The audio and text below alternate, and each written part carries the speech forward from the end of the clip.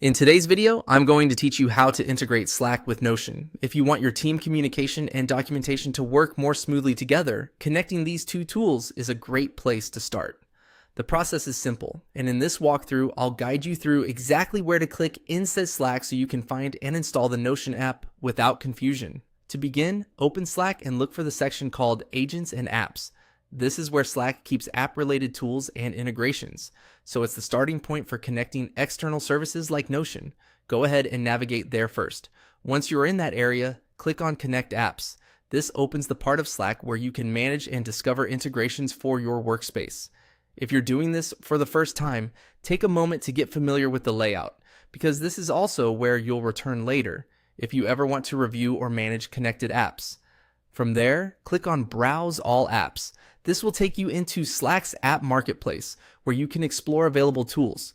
Since there are a lot of apps listed here, using search is the fastest way to get exactly what you need. Next, type Notion into the search bar. As you search, Slack should display the Notion app in the results. Make sure you're selecting the official Notion integration so you install the correct app for your workspace. When you see the Notion listing, click on Install on the Notion app. This will open the installation page where Slack prepares the connection between your workspace and Notion.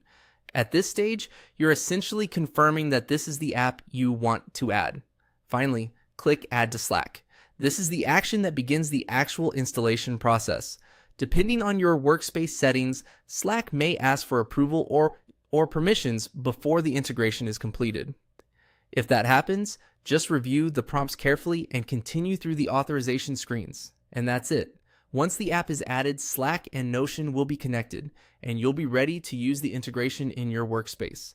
If something doesn't appear right away, give Slack a few seconds to refresh, or reopen the app page and check whether the installation finished successfully. This is a quick setup, but it can make collaboration much more efficient, especially if your team relies on both chat and shared documentation.